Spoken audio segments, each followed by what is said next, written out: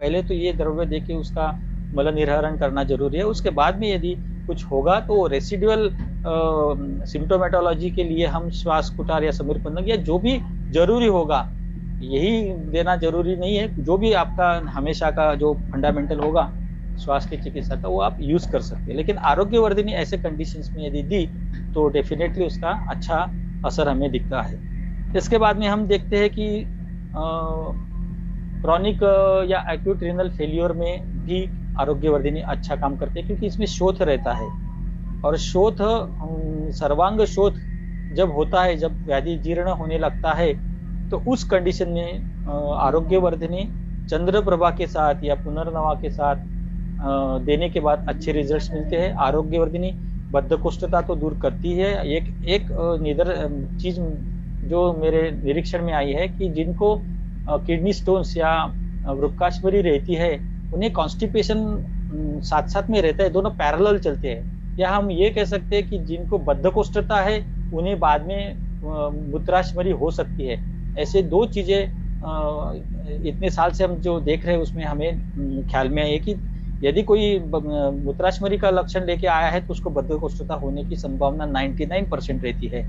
तो उस कंडीशन में हम आरोग्यवर्धिनी यदि दे तो मलबद्धता तो हटाती है और किडनी का फंक्शन भी नॉर्मल करने के लिए काफी हद तक सहाय्य करती है। तो इस तरीके से जो ग्रंथ में कहा गया है आरोग्यवर्धिनी के गुणधर्म, वो एक एक हम यदि देखें तो हर कंडीशन में आरोग्यवर्धिनी अच्छे से काम करती है। अभी एक थोड़ा ही बाकी है। आरोग्यवर्धिनी कल्प की रचना यदि हम देखें तो इसमें मुख्य रूप से हम देखते हैं कि लोह भस्म, अभ्रक भस्म, ताम्र, शिलाजतु, गुगुल, चित्रक एवं कुटकी ये मेन ड्रग होते हैं। और गुणवर्धन के लिए इसमें त्रिफला, पारा गंधक की कज्जली और निम्ब पत्र स्वरस होता है। ये बेसिक डिवीजन यदि हम करेंगे तो। और ये रचना यदि हम देखेंगे तो ये ग्रहणी और पक्वाशयगत विकृति नष्ट करने वाली होती है। ये हम ब्रीफ देख रहे सब चीजें। गुगुल एवं शिलाजित यदि देखेंगे तो विशेषता ये वातदुष्टि कम करके आम्लपाचन इनग्राही काम करते हैं और सामर्थ्य दूर करने का सबसे अहम इनका काम रहता है। और चित्रक के बारे में यदि सोचेंगे तो ये तीव्र पाचक है और पित्त का तीक्ष्ण गुण ये बढ़ाता है। हम इसीलिए हम देखते हैं कि कामला में इसका काफी अच्छा असर होता है, चित्रक का भेदन काल का गुण होने से अग्निमांद्य दूर करने में। इसके अलावा कड़ुनिम्ब एवं कुटकी ये सबसे इम्पोर्टेंट है, क्योंकि 50% कुटकी है इसमें। और कड़ुनिम्ब पत्र स्वरस का कोई ऐसे मेजरमेंट नहीं दिया उन्होंने, जितना हमें जरूरी है उतना डालने के लिए कहा गया है। दो मेन चीजें जो इसमें है आरोग्यवर्धिनी में, वो कड़ुनिम्ब और कुटकी है। और ये दो चीजें ऐसी है कि ये यकृत पित्त का स्राव प्राकृत करने वाली है। यकृत पित्त में पित्त का स्राव प्रॉपर ढंग से अतड़ियों में लाने के लिए ये काम करने वाली है। और इसीलिए हम देखते हैं कि रुद्धपथ कामला, यदि किसी ऑब्स्ट्रक्शन के अलावा रुद्धपथ हुआ है तो उस कामला में हम देखते हैं कि इस आरोग्यवर्धिनी का काफी अच्छा इफेक्ट हमें दिखाई देता है। और इसीलिए कहा गया है कि स्वस्थाने आगते पित्ते पुरुषे पित्त रंजिते। जब तक हमारा मल द्रव्य में पीले रंग का मल नहीं निकलता तब तक हमें वो कामले की, रुद्धपथ कामले की चिकित्सा करनी जरूरी है।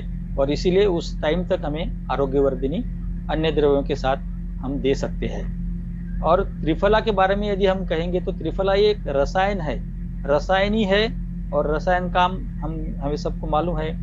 तो संचित दुष्ट कफ और पित्त का विरेचन करने में भी त्रिफला ये काफी हद तक काम करती है और सौम्य विरेचक है। जैसा कि हम हमेशा रुग्णों को त्रिफला चूर्ण मल विसरण के लिए देती है, तो यहाँ त्रिफला का वो रसायन के अलावा संचित दुष्ट कफ, पित्त एवं मल का निस्सरण करने के लिए वो काम करती है।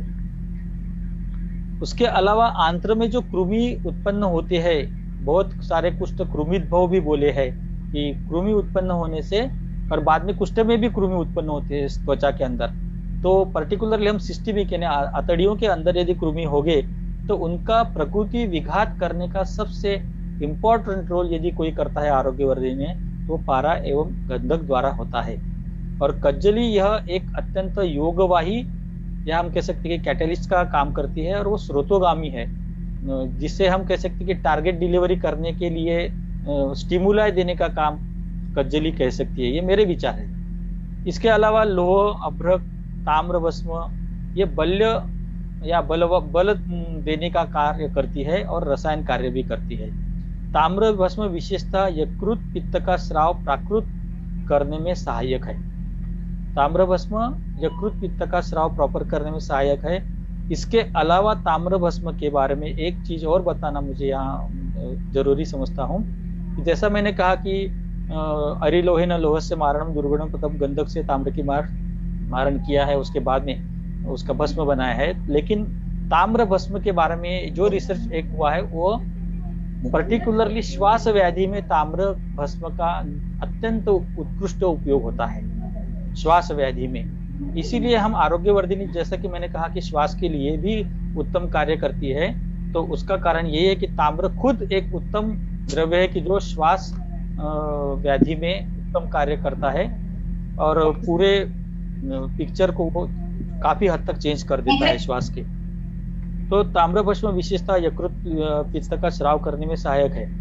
इसके अलावा हम देख सकते हैं कि आरोग्यवर्धिनी का जो द्रव्य समुच्चय है एक परिपूर्ण समुच्चय है कि जो अलग अलग यानी डायनेमिक कॉम्बिनेशन हम कह सकते हैं कि अलग अलग संप्राप्तियों में यदि हम युक्तिपूर्वक इसका उपयोग करें, पर्टिकुलरली बद्धकोष्ठ, कोष्ठगत, वात शमन, पाचन, दीपन या मूत्रल कार्य अपेक्षित है, आमपाचन कार्य अपेक्षित है, जहाँ पे रुद्र दौर्बल्य आया है, जंतुघ्न कार्य अपेक्षित है, जहाँ विषग्नता अपेक्षित है, डिटॉक्सिफिकेशन या आमपाचन अपेक्षित है, ऐसे सभी संप्राप्तियों के पर्टिकुलर अवस्था में, ये तो वैद्यों ने जानना चाहिए कौन सी अवस्था हमें इसके लिए प्रॉपर है, ये जानकर हम आरोग्यवर्धिनी का उसमें उपयोग कर सकते हैं। और अतः हम एक ब्रॉडली हम ऐसा कह सकते कि मध्य कोष्ठांतर्गत वात प्रधान कफ भूयिष्ठ क्षीण पित्त दोष जन्य संप्राप्ति में ये बहुत उपयोगी कल्प सिद्ध होता है।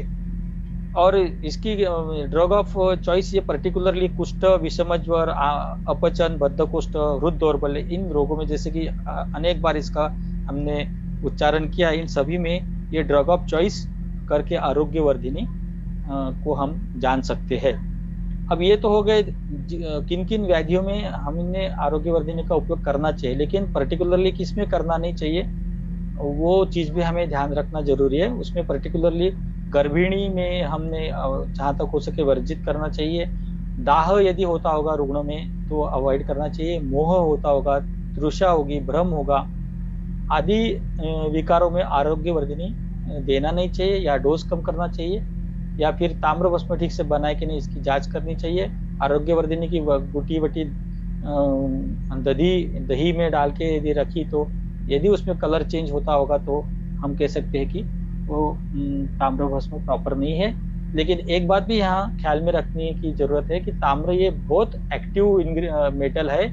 कुछ दिन के बाद अपने आप वो उसका जो मृत ताम्र है वो फिर से मेटेलिक स्टेज में हो सकता है 8-10 साल के बाद। इसीलिए कुछ रसाचार्यों का कहना है कि 4-5 साल के बाद ताम्र को फिर से एक बार फूट दे देना चाहिए, यानी जो पुनरुज्जीवन उसका नहीं होना चाहिए, उसको मृत फिर से करने, चांसेस ऑफ पुनरुज्जीवन कम करने के लिए 5 साल के बाद एक फूट दे देना चाहिए, जिससे कि उसकी सेल्फ लाइफ काफी हद तक बढ़ती है। और एक बात यहाँ पे मैं कहता हूँ और मेरा वक्तव्य समाप्त करता हूँ कि गए 1.5 साल से हम ये देख रहे हैं कि हम सब लोग कोरोना से, कोविड-19 से काफी हद तक जूझ रहे हैं, और लोग हम देखते हैं कि अलग अलग लक्षण लेके हमारे आयुर्वेदिक प्रैक्टिशनर के पास भी आ रहे हैं। तो इस संप्राप्ति में पर्टिकुलरली कोविड के हम कह सकते हैं कि आरोग्यवर्धिनी का उपयोग स्पीडी रिकवरी के लिए काफी अच्छा होता है। वैसे कि हमने जो कुछ काढ़े और कुछ कल्पों का उपयोग स्वाइन फ्लू के दरमियान किया था, उसमें काफी परिवर्तन करके हमने कोविड-19 में उसका इस्तेमाल किया है। लेकिन हमें ये बात समझ में आई कि आरोग्यवर्धिनी पर्टिकुलरली शुरू के जो ज्वर वगैरह जब रहता है कोविड में या प्रतिशाय रहता है, उस अवस्था में लक्ष्मी विलास, त्रिभुवन कीर्ति या स्वास्थ्य चिंतामणि या त्रैलोक्य चिंतामणि, ये तो बाद में देने की ड्रग है, त्रैलोक्य चिंतामणि या स्वास्थ्य चिंतामणि।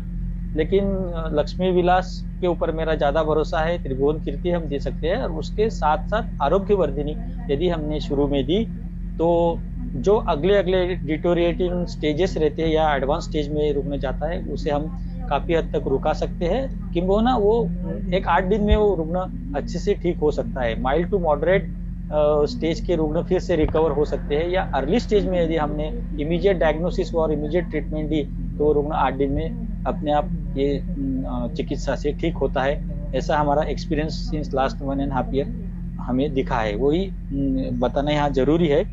आरोग्यवर्धिनी से स्पीड ऑफ रिकवरी ऐसे रुग्णों में काफी अच्छे से हमें दिखाई दी है। तो मुझे लगता है कि काफी समय मैंने आप लोगों का लिया है, जो मुझे ज्ञात है और जो मेरे बुद्धि के हिसाब से एक्सप्लेनेशन मैंने आप सब लोगों को दिया है। हो सकता है कि काफी डिफरेंसेस ऑफ ओपिनियन बहुत लोगों के हो सकते हैं। मैं एक रसाचार्य हूँ और चिकित्सक भी हूँ, लेकिन रसाचार्य चिकित्सक होना और काय चिकित्सक होना, इनके विजन में काफी डिफरेंस हो सकता है। तो वो डिफरेंस को मद्देनजर मैंने मेरे प्रेजेंटेशन में यहाँ जो भी पॉसिबल है सब आप लोगों को प्रेजेंट किया है। आप लोगों ने यहाँ मुझे बुलाकर एक अच्छा मौका दिया है मेरे सब विचार आपके सामने रखने के लिए।